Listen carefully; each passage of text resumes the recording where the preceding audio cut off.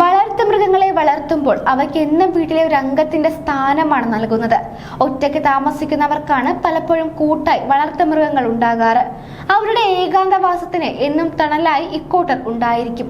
ഇപ്പോഴിതാ തന്റെ വളർത്തു പൂച്ചയെ നോക്കാൻ എത്തുന്നയാൾക്ക് തന്റെ സമ്പാദ്യം മുഴുവൻ നൽകാമെന്ന് പറഞ്ഞിരിക്കുകയാണ് ഒരു 82 വയസ്സുകാരൻ.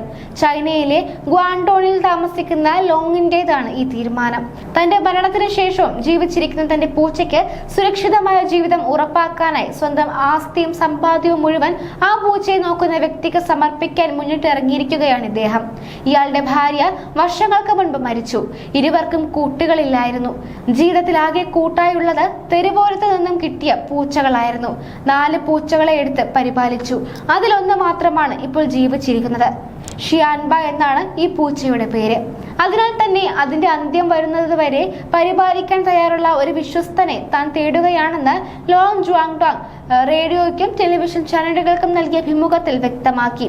പൂച്ചയ്ക്ക് നല്ല ഭക്ഷണം, ചികിത്സ, ഭദ്രതയുള്ള വാസസ്ഥലം എന്നിങ്ങനെയെല്ലാം ഉറപ്പു നൽകുന്ന ഒരാളെ കണ്ടെത്താനാണ് ഇപ്പോഴത്തെ പ്രധാന ലക്ഷ്യം.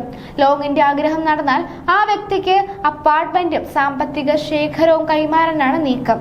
ഫിനാൻഷ്യൽ ടൈംസ് റിപ്പോർട്ട് അനുസരിച്ച് ചൈനയിലെ വളർത്തുമൃഗങ്ങളുടെ വിപണി കോടിക്കണക്കിന് ഡോളറിന്റെ വ്യവസായമായി വളർന്നിരിക്കുകയാണ്.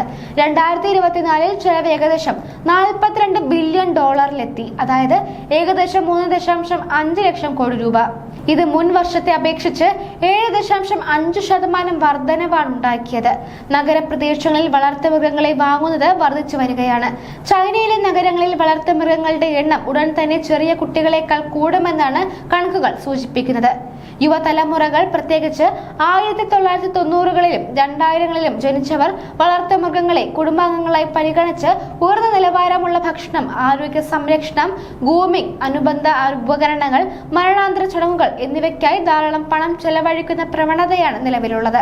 കഴിഞ്ഞ വർഷം ഷാങ്ഹായിലെ ഒരു വയോധിക വാർദ്ധക്യത്തിൽ തന്റെ മക്കൾ തന്നെ സന്ദർശിക്കുകയോ സംരക്ഷിക്കുകയോ ചെയ്തില്ല എന്ന കാരണം പറഞ്ഞ് തന്റെ $2.8 ദശലക്ഷം മുഴുവൻ സ്വത്തും വളർത്തുമൃഗങ്ങൾക്ക് നൽകാൻ തീരുമാനിച്ചിരുന്നു.